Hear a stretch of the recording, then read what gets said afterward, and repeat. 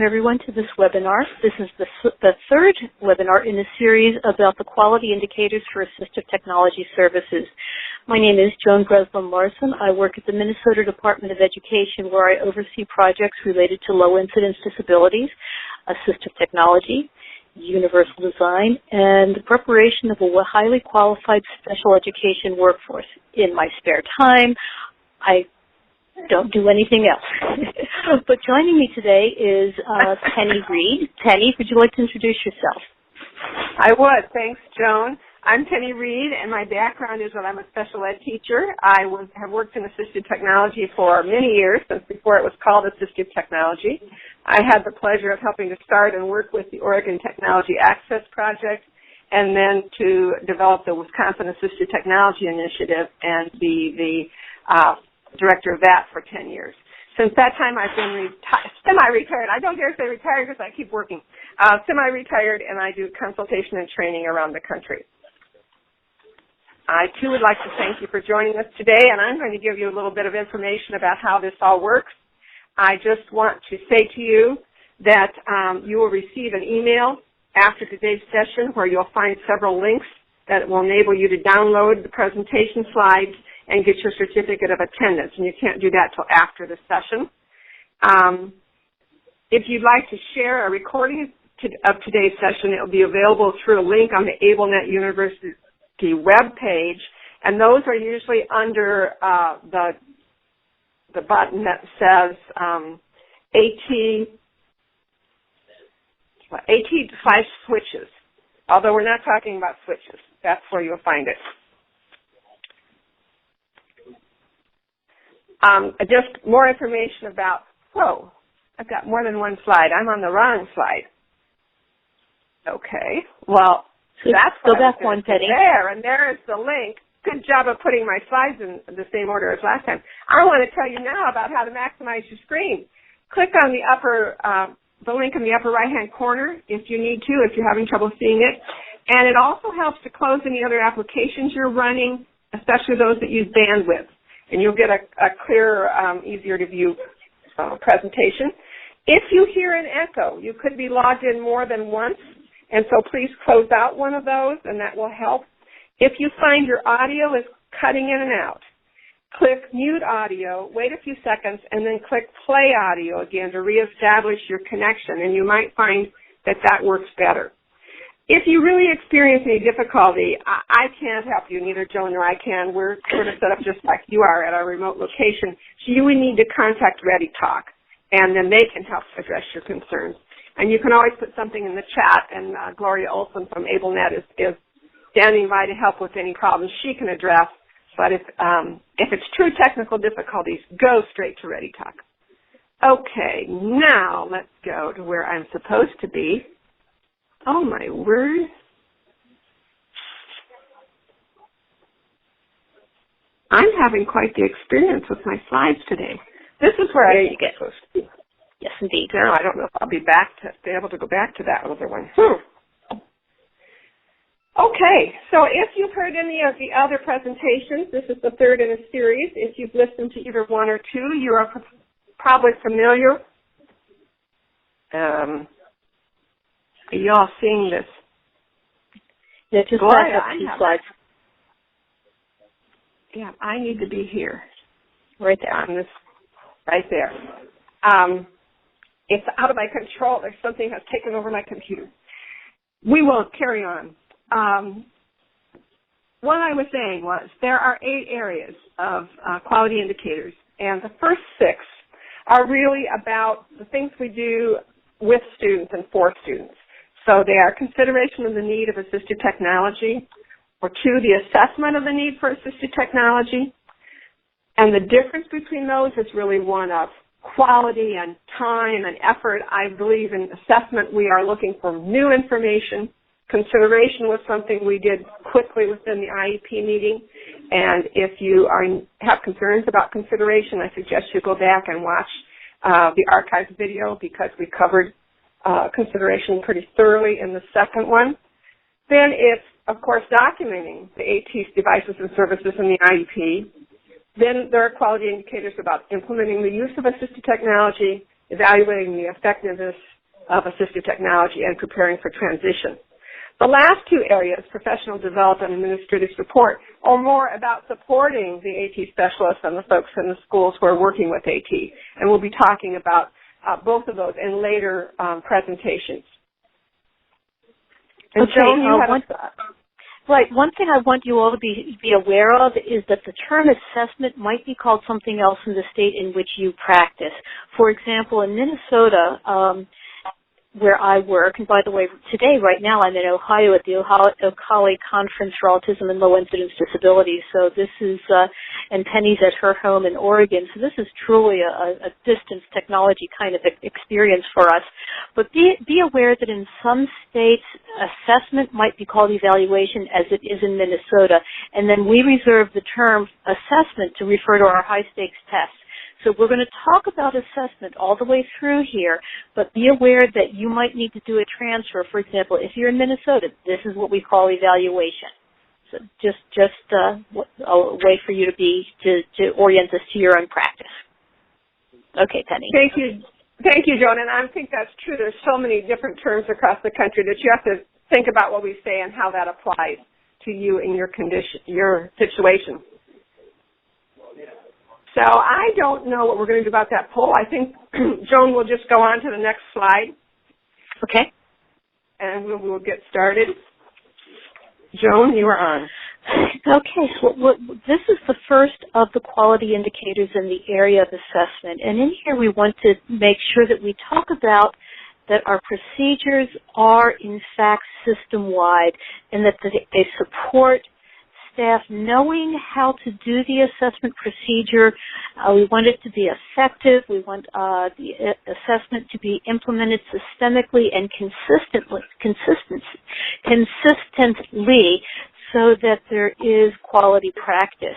Now, some of the procedures that we use for assessment can include strategies for the process of initiating an evaluation, what the steps are that you use to plan and conduct the assessment, how you conduct equipment trials, how you report and you analyze results. Some agencies have good produced procedures, and our goal is to have excellent procedures across. Now, there is a variety of supports that are available for those. Some of the ones I use most frequently are the SET process for consideration of assistive technology. There's resources from WADI, the Wisconsin Assistive Technology Initiative, where Penny was the director, GPAT, the Georgia Project for Assistive Technology, and of course, because I was involved in that process, I'm a huge fan of the Minnesota Department of Education's resources. Okay. Next slide, Penny. Okay. Yes, and it's going to be the poll, Joan. Surprise, oh, surprise. Terrific. Okay, so I suspect that all our polls are one slide off here, and I don't know how that happened, but you know how it is in special ed. We just continue on. So, that's Joan. So I'd like you to take a look at this poll. Yeah. So as you look at this poll, this is just going to ask you about the assessment procedures in your local districts. I'd like you to look at this and think about this from your perspective and tell us where your assessment procedures are. Are they not defined and not used? You can read the choices and go ahead and use the radio buttons and vote and indicate what the practice is in your district. And we'll give you a minute to do that.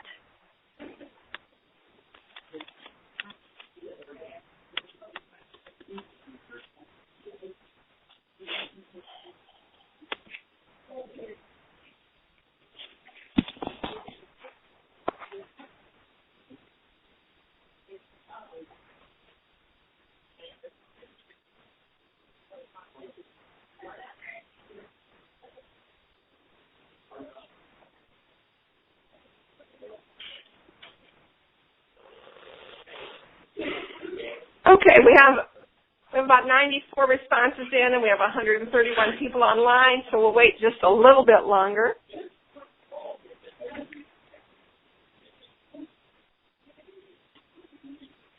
Okay, I'll give you 2 more seconds. Oh, people are Zooming. Okay, just one more. I love to see your responses coming in.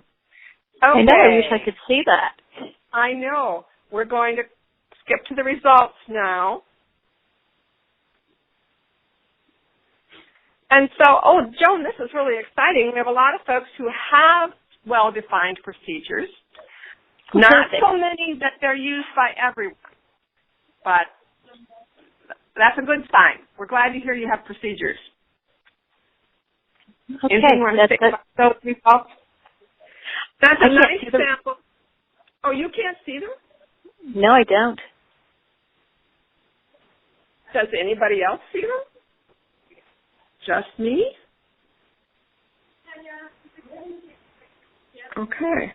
Well, I have 54% that said the third choice, they're defined and used only by the AT team, and 15% that said they're clearly defined. Lots of people are seeing them. Joan, you didn't hit submit. That's the secret. You have to participate. Oh, my goodness. As we go, folks. Okay. Okay. And Joan, you're going to talk about the matrices. Explain a little bit about the matrices. The matrices have been developed for all areas of the indicators. Now, you notice that they range from a scale of 1, which is unacceptable behavior, through a series of gradually improving processes to 5, which is our most promising practice. Now, the critical feature here, as I read it, is to have clearly defined procedures which are broadly used across all settings and consistently applied by all participating in the assessment. I want to talk about how this resonates with me in my early practice. I didn't tell you this, but I was an independent consultant in assistive technology, and I worked in an office by myself, but I provided consultation services for 40 districts across 11 counties. And so folks would call and say, you know, we need this child evaluated for assistive technology. I would have them come and based on whatever that agency had had some information to give me, a lot of information to give me, information from, they had referral forms, they had information that had good data, they had information that had absolutely no data. So I, of course, had to develop my own practice, but then the child would come to me in my office, isolated, and we'll talk a little bit more about that, about some of the problems and procedures that resulted in. But one of the things I learned in my practice was as I worked with these 40-some school districts across 11 counties, the protocols and procedures that some teams had were clearly much better than others, and those who had no procedures and no protocols were not in a situation to better help me as the consultant help them. And then there are supports that you can find to help with this in some really well-vetted and well-developed forms. The WADI, which I mentioned earlier, and there's the website for that. Texas has developed their dynamic AT evaluation, and there is the website for that. And the Minnesota AT manual is on the Minnesota Department of Education website. Many of these, if you look at these forms, you're going to find some similarities. I think that has a lot to do with the fact that those of us who are sort of the senior citizens, I hate to say that, in assistive technology collaborated and supported each other in our work and in our development. And many districts have chosen, for example, in Minnesota, some districts have chosen to use the Wisconsin forms, some have chosen to use the Texas forms, some even use the Minnesota forms. Imagine that. But I think what's really critical to me is that a district have the tools and resources they need, that no matter what their setting is, who their teacher is, all kids with disabilities receive equitable services. Now, here's one more resource, Penny, if you can go to the next slide, that I think you might find useful. A gentleman named Curtis Brogue has worked with Jill Garrick, oh my goodness, excuse me, from Wisconsin to develop online fillable forms using the WADI assessment forms. And those are available for you to use from his blog spot. So if you Google Curtis Brogue, B-R-O-E-G, and Curtis is with a K, K-U-R-T-I-S, B-R-O-E-G's blog. And you take a look through many of his excellent resources for information, and then if you further down the page, you'll find information on his assessment forms. I was really dazzled when I went through and looked at all the things that he has available. Okay, looking at quality indicator number 2 under assessment, it's that assistive technology assessments are conducted by a team with the collective knowledge and skills needed to determine possible assistive technology solutions that address the needs and abilities of the student, demands of the customary environments, educational goals, and related activities. So obviously, we're talking about the membership being flexible and responsive to what's needed so that it wouldn't always be exactly the same people, but it would be the team that directly serves the child, the family, and the student himself as soon as he's able to participate in some way, and that the student and the family are really active, respected members of the team so that we get their input, their ideas, their interests as part of what we're doing. And then I think the real key in this one is that we admit when we don't know what we're doing and we turn to someone who can help us. Hopefully you have someone in your district or in your region or in your state. If not, you need to be looking at resources online, but somebody has to take on the responsibility to make sure that you have the knowledge you need to make decisions so that we don't just have, oh no, what he has is working fine. Well, that's not true because we had a referral asking for help. So let's look at what that looks like when we look at our matrices. And remember, the words in these are never exactly what you want them to be. Hundreds of people had input into writing these, but we still find that it just isn't perfect for your specific situation. So you have to find the general one that best represents what it is that happens in your district. And so certainly we know that on the unacceptable end, we might have just a designated individual with no prior knowledge trying to figure this out. Or even if we have a single individual who does have knowledge, as Joan talked about, but still isn't part of that team that's working with the student. And on the promising practice side, we have flexible teams that are formed on the basis of the knowledge of the individual student's needs, the environment, the tasks, and the expertise they might need. So think about where you fit in this for just a moment.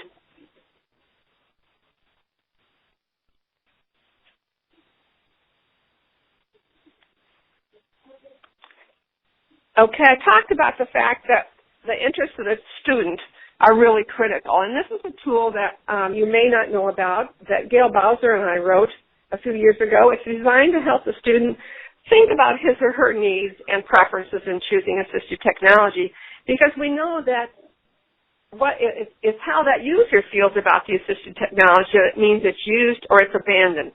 And we need to include that interest, preferences, and needs of the student as we think about this.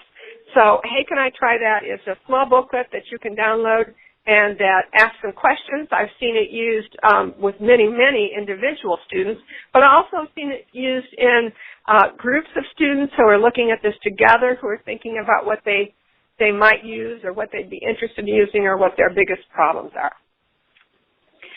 And before we move forward, someone's asked that we repeat the information that I mentioned in the previous form, Curtis Brogue's fillable Wadi forms.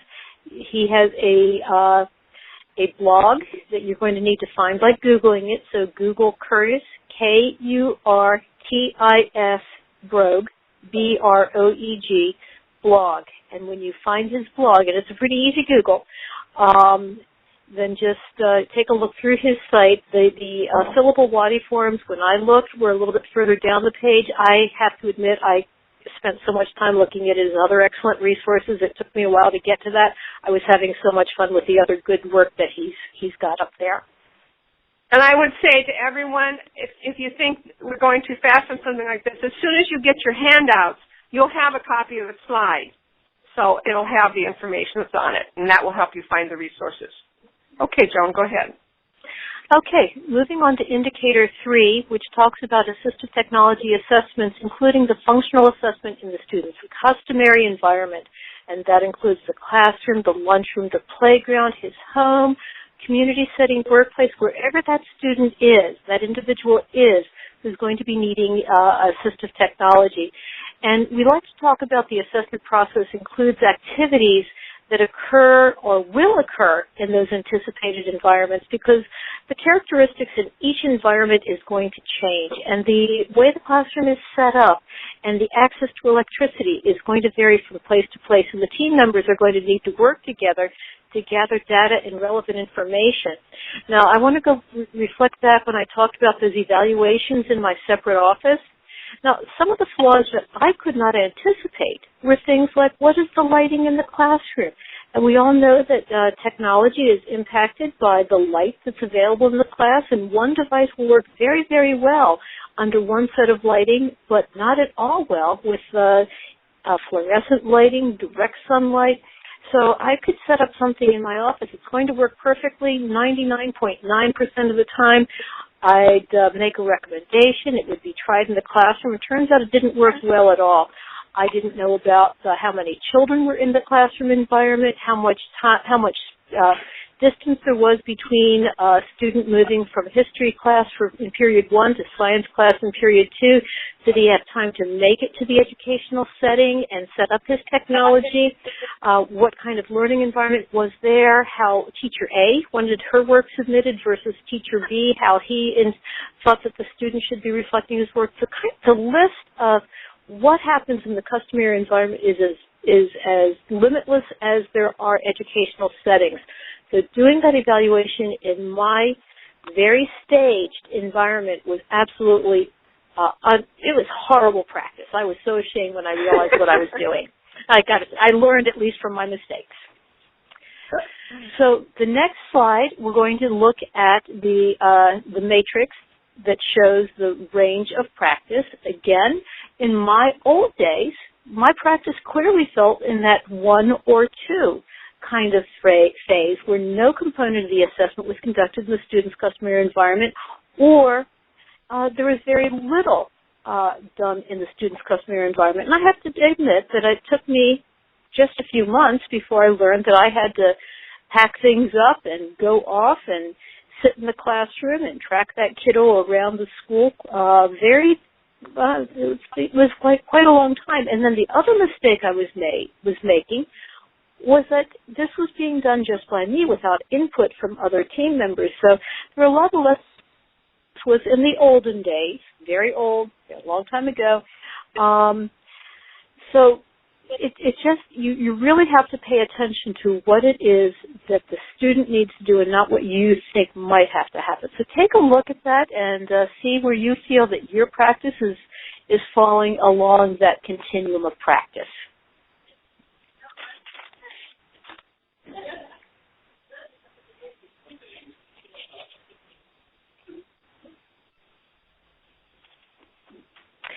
And here are some supports that will help you in thinking about the customary environment. The SET scaffold for gathering data, which is available at Joy Zabala's website, and the Minnesota Department of Education worksheet. There is the Minnesota Department of Education website. On that site, you're going to need to follow the link for Educator Excellence and then Special Ed in the Classroom. The manual that this is taken from, by the way, is currently under revision. We hope to have the brand new version out in the next few weeks, but I'm certainly planning that the URL is going to remain, that the website is going to remain the same, but that's why I didn't give you a direct URL to the manual, because it will change. I'd like to show you a little bit about the Minnesota forms, which are an interview format that we developed. This is a sample interview form from the Minnesota AT manual. This is the form that's used by educators. There is also a partner form for the parent and one for the student. So we will ask the family, the mom and dad, the parents, what is it that you would like your child to do that he currently isn't able to do? What technology are you using at home? And then we ask the student some parallel questions. So by the time you get to the IEP or the evaluation meeting, everybody has some data to bring. And I will tell you that this comes from my experience as a foster mom going into IEP meetings for the children who lived in my home with my family and I would go to the meetings, and all the educators would have a big pile and file of papers they would bring with data and information about the youngsters. and I would go in just being mom, and it was really intriguing how disempowering that was. And so how we reflected on this was we need to give everybody an equal voice and some prepared data and some prepared thoughtfulness, some prepared thoughts on how we want this to work. I found it to be a very empowering kind of tool. So hopefully we're going to have a poll on the next slide. Let's find out.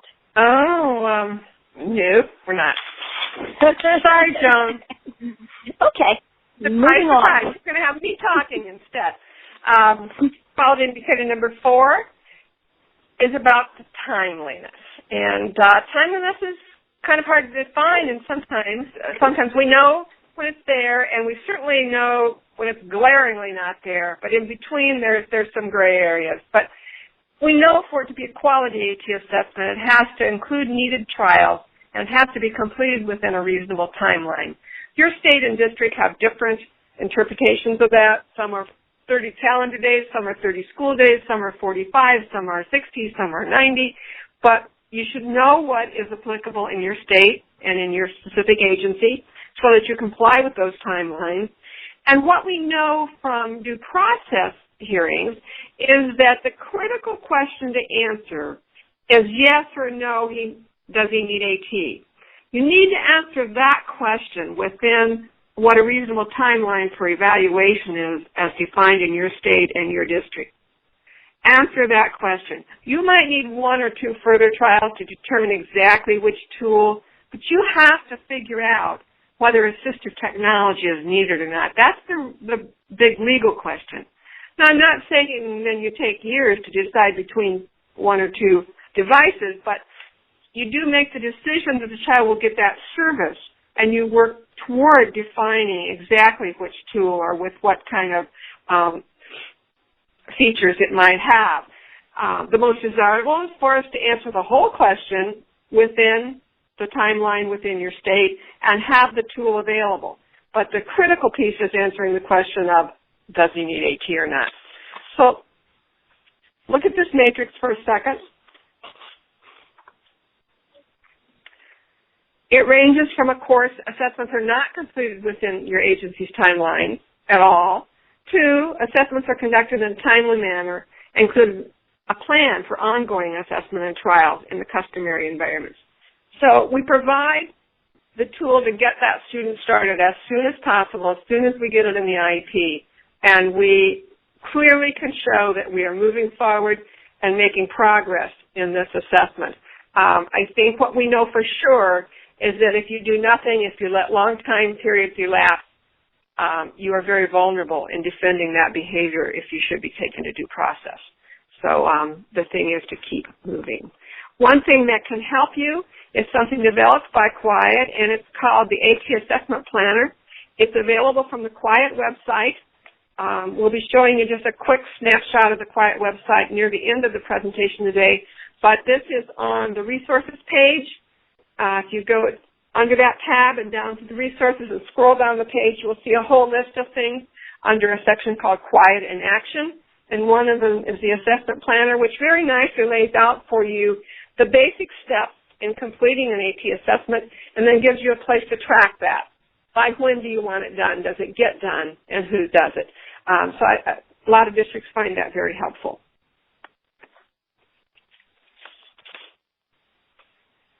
Okay, moving on to indicator number 5, which talks about the recommendations from the evaluation or the assessment are based on data about the student, the environment, and task.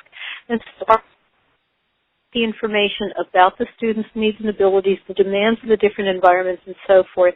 And we can gather that data from a wide range of sources, including observation, performance records, results of equipment trials, interviews with the staff, such as using the strategy that we used in the Minnesota forms. But it's important to consider components about what needs to be different. If everything's going fine, as Dr. Penny Reed taught me many years ago when I was a brand new AT practitioner, if nothing's broken, don't fix it. But if the student is not making academic progress, we need to look at what else needs to be added to that student's a plan of action to make sure that they have able to make academic change. We need to know the types of change you're looking for. Are you looking to increase speed, accuracy, independence, engagement, whatever is important for that student and for that educational setting? So you'll be gathering data that helps you make appropriate recommendations. And here is the matrix for indicator 5. I'll give you a minute or two to a few seconds for you to read the matrix. It's important, so just take a look at that. Looking at the range from unacceptable about recommendations are not data-based. Through our most promising practice, indicator 5, that says recommendations are consistently based on data about student performance on typical tasks in the customary environments. It's important for you to identify the types of data you're going to be gathering so that you can make decisions about, you know what it is you're looking for in order to make a decision about. And that way you can accurately and effectively make a good decision. If you just say, I want him to do better. Better at what? Better at generating text in response to a writing probe. Better at completing math questions in doing homework, better at raising his hand and speaking at appropriate times. What is it that you anticipate will be better? Because if you just say, I want things to be better for him, we can't measure better. We can't measure happier. We can measure speed, we can measure accuracy. So make sure that you have data points that relate to something that is measurable. And make sure that the data is gathered from a range of sources, including educators, families, or direct observation yourself. And Joan, we're going to have a poll now before we go on to the next slide where you talk. Okay. So this is really surprise, Joan, you got here instead of it. We developed a poll based on that matrix you just looked at. You'll find the poll questions have to be very succinct to fit on your screen. So they're a little bit abbreviated, but basically they go with the same range from your recommendations are not data-based, they're based on some incomplete or partial data, they're sometimes based on data, they're generally based on data, or they're consistently based on data. So again, if you continue to respond, I see we've got 40 people already, so you've got the drill here. And we will wait to give as many people as possible a chance. And remember, if you want to see the results, then you have to answer the poll. Pretty powerful feedback, I think. Well, this is fun. I can see it changing. Good. This time I can see it. Right. Isn't technology grand? Oh, especially when it works. Yeah, we have 100, okay, there's 103. I'm going to give you just a couple more seconds, so if you haven't had a chance to input, go ahead and do it now.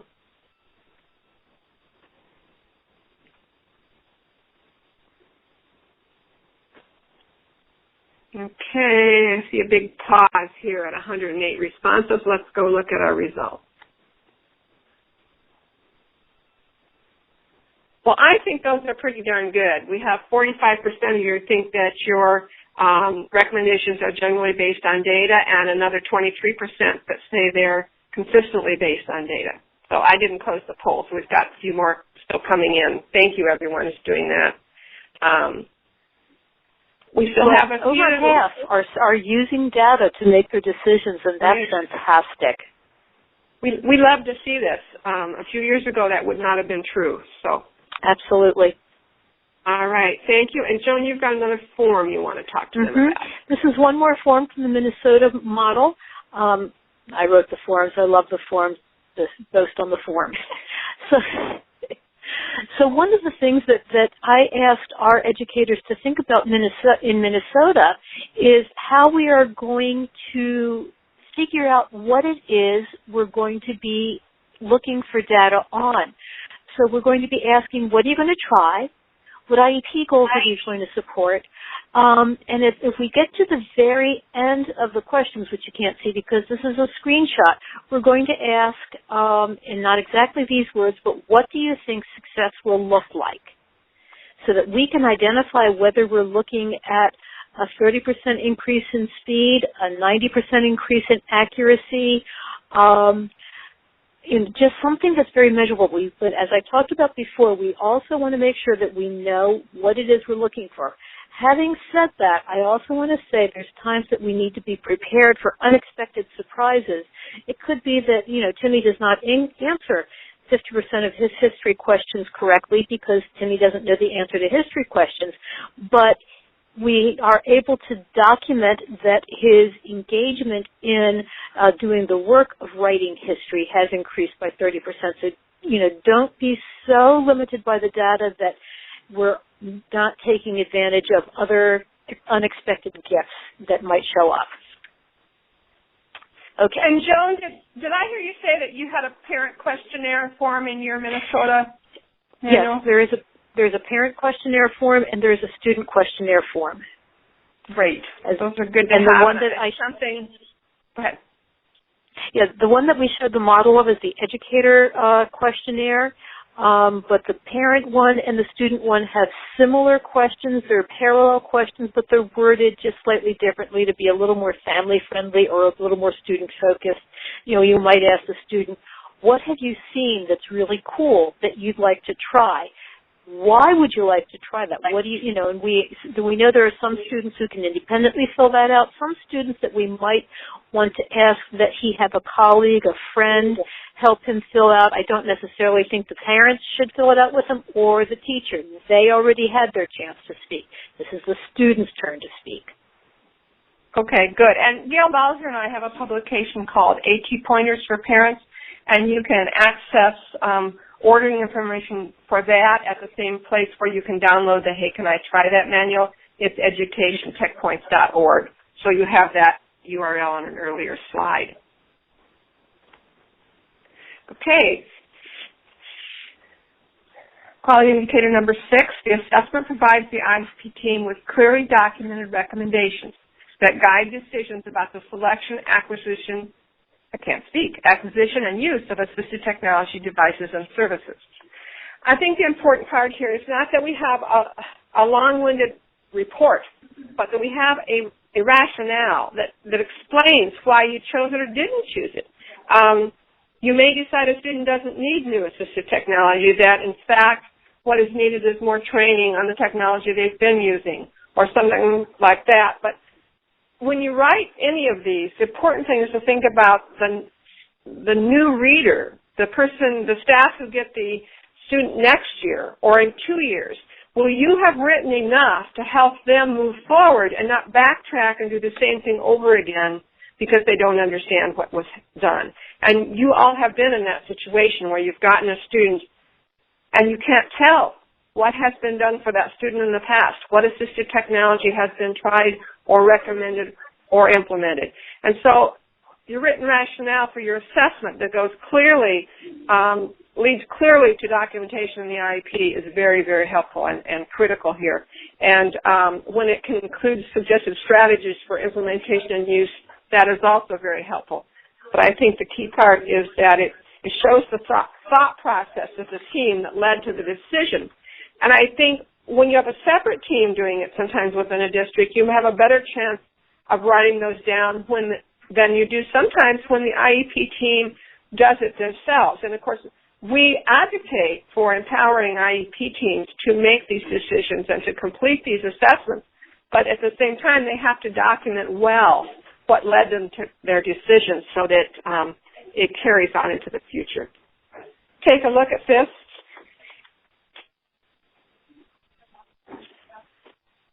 I think one of the difficulties in documenting AT in recommendations and then further in the IEP, which will be discussed next time, is the issue of naming it or not naming it. We want to provide sufficient information about the devices and services to guide decision-making and program development, and that's what it says under our promising practices. So whether or not that includes naming a specific device or showing a good example of the features the student needs. I'm going to take a minute to show you, I hope, a short video that is on a website from Wisconsin, sure, I always say Wisconsin, from Ohio, called Ocali, and they have a website called atinternetmodules.org where you can view a number of materials that will be helpful to you. They have great training videos and forums. It's all free. You do have to register, but it is free. There's no charge, and I strongly suggest you look into the AT Internet modules. You will see that in the PowerPoint slide. But I want to just take a few minutes. I'll see if we can see all of this. An assistive technology feature match is a specific process for identifying the strengths and needs of the individual and matching those to the various features and characteristics of tools that would support the individual's access to life tasks. For example, a pencil is a tool. The characteristics or features of a pencil might include the length, the circumference, the shape, the hardness of the lead, and the color of the lead. A person's needs and So I'm not going to continue with that because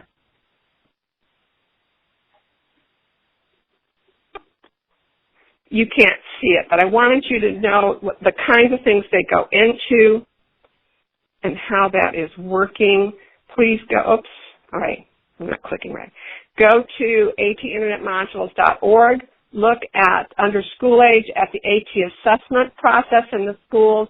You'll find this handy 4-minute video on feature match, which I think would be very helpful to you in showing your staff members and to initiate discussions about feature match. And this is one of those sites where I just, again, you know, as I did with the blog that we mentioned earlier, it's a great site to just dig around, explore, and find resources and strategies that you can use for your professional development in your own practice. It's really, really nicely done. So moving on to indicator 7, which talks about reassessment. And here we think we would like to talk about the fact that AT needs are reassessed whenever there's a change in the student, the environment, or the task that result in the student's needs not being met with the current devices or services. We might see a student moving from grade to grade. We might see with some students with physical disabilities, for example, the student's skills may increase or decrease. Academic rigor certainly changes as a student moves from grade to grade. And these changes are going to require that the team looks at AT needs for the new situation or for those new educational demands. In Minnesota, we've been getting into a lot of discussion lately about online high-stakes testing. So that's one of the academic challenges we think it's really critical for a student to be able to do. You know, we might have strategies and tools in place for them to work in the classroom, but do we have strategies in place for them to use the computer to complete assessment? What are the tools that are needed for that? And let's make sure we know about that AT at the get-go. So that's a change in the educational environment that dictates to me that we need to be looking at a new assessment protocol or a new strategy for helping that child meet their needs. And here we see the matrix, and this again, we go from the 1 being the unacceptable practice through 5, which is the promising practice, and we need to, it's just really, really critical that we look at and document why it is we are changing the way we're looking at the AT needs for that student. Okay, so do we have the poll for the next slide? Yes, we do. Woohoo! So yes, we've talked about all seven indicators, and what I'd like you to do is take and think about across all 7 indicators where we have procedures that are conducted by a knowledgeable team and the customary environment, reasonable timelines, recommendations based on data, the team gets good written recommendations, and reassessment. Which indicator of those 7 do you think will have the most significant impact on the work in your district? Go ahead and let us know. And this one takes a little more thought. The responses are coming in a little more slowly, so we'll give you time. We'll watch the numbers. If we have 7 of them, that's a lot. Yes, we do. 7 to think about.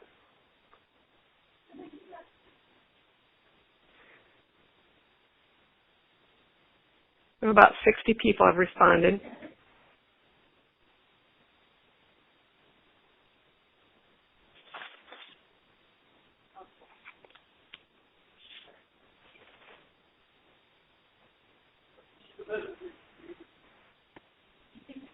Numbers are changing a little more dramatically in this one. Yep.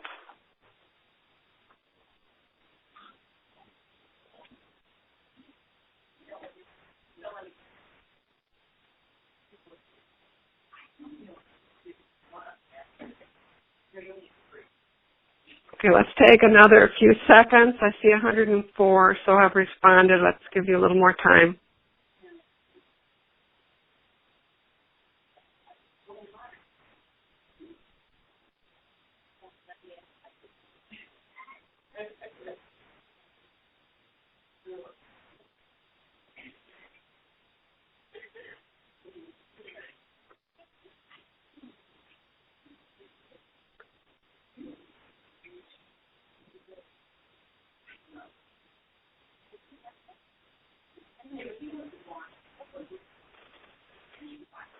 Okay, I'm going to stop the poll in just a second. I see there's a few more coming in.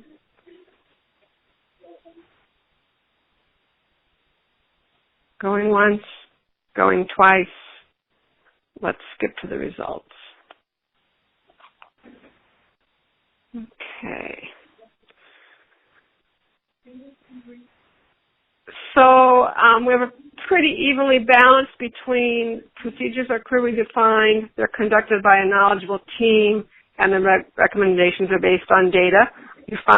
Everyone found something that they thought would be useful to them, and we appreciate that. That's helpful to me to hear what you have to say. Mm-hmm. It'll help us in helping provide teams with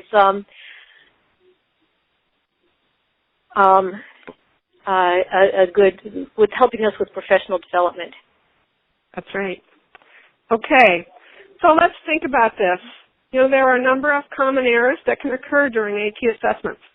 You know, your procedures might not be as clearly defined as you think they are, because it's really in the reader to know whether it makes sense to them and whether they're customized to the student's needs. But sometimes a team approach is still not utilized, even though we know that's the most effective. Sometimes individuals trying to do it just don't have the skills necessary or the information and knowledge about the tools that are out there and don't seek additional help. Sometimes team members don't have enough time to do this. And boy, time and money are the things we all struggle with, aren't they? And yet, trying to define that time that it takes and explain to your supervisors to try to find time, to make time, to especially for you to communicate with each other, because communication is often our biggest problem. Sometimes the student's not involved enough in the assessment process, and it turns out they can't stand this tool.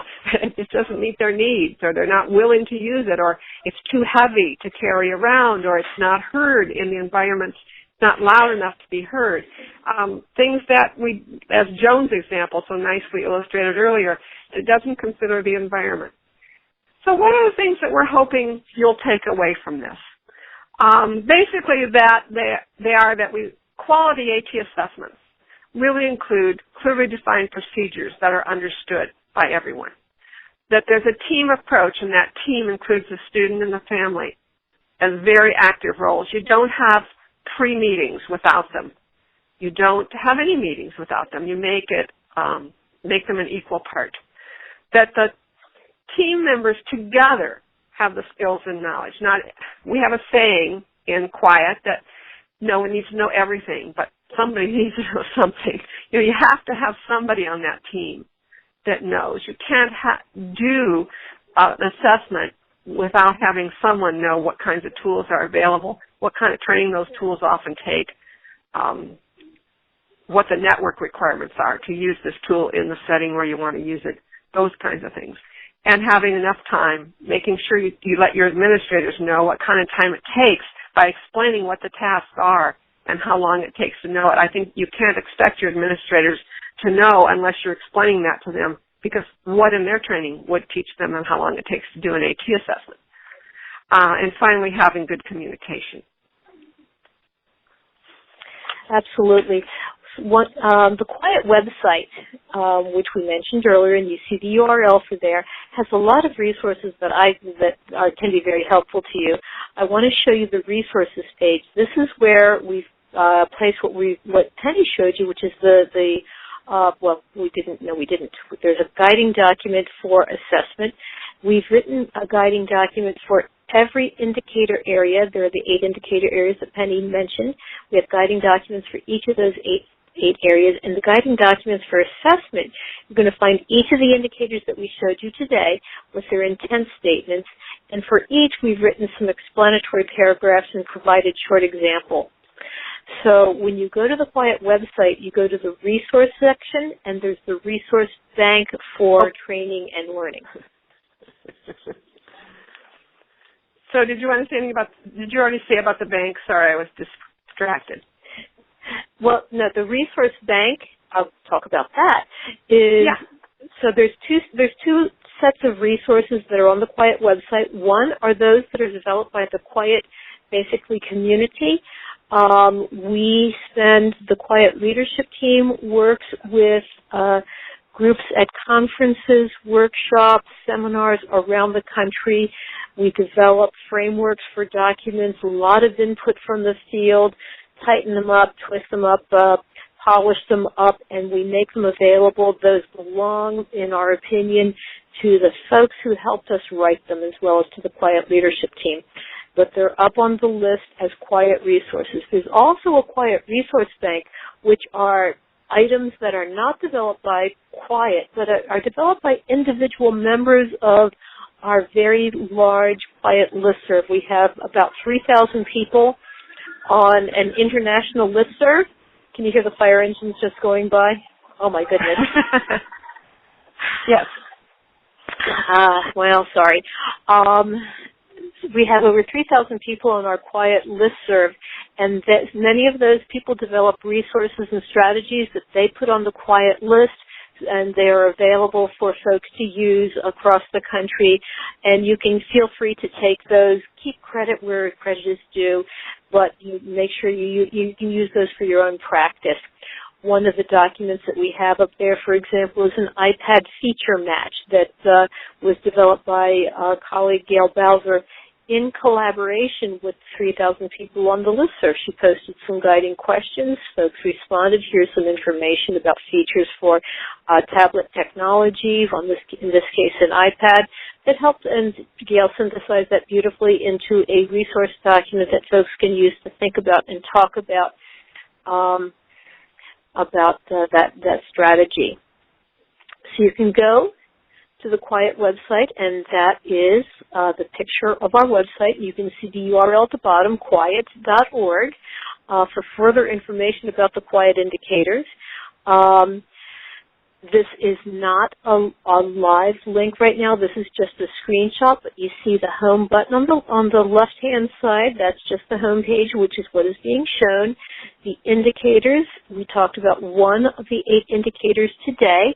The QIAT list is where you can join or change your settings for the QIAT listserv, the 3,000-member email list.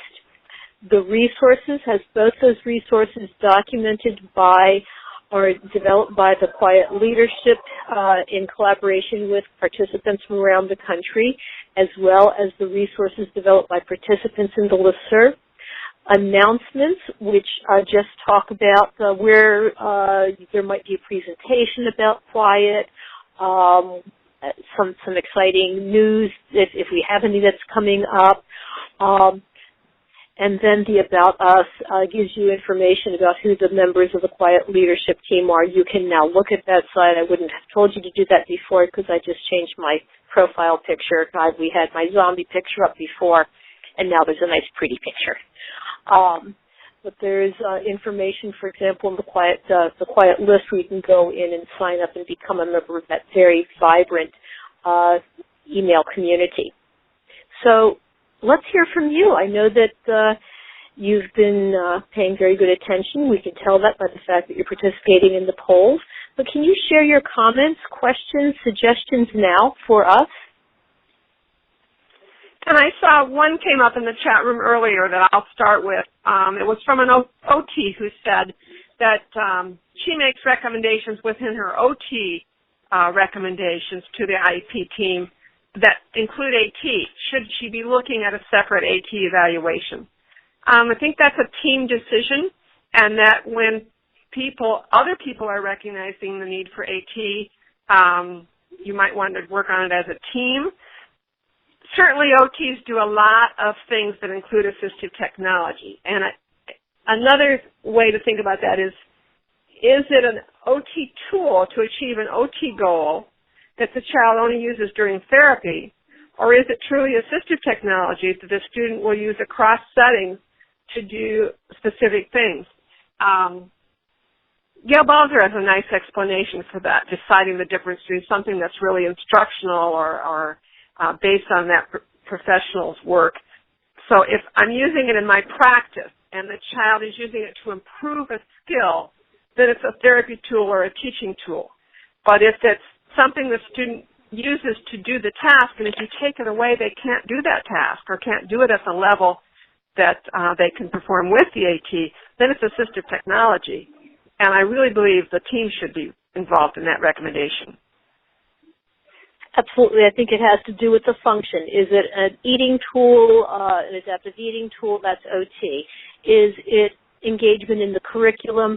That's something where I'm going to ask the OT to work in collaboration with the other educators so that we can make sure that we're covering the broad spectrum of skills and competencies that need to be addressed. Okay, Joan, can you address, let me see the question.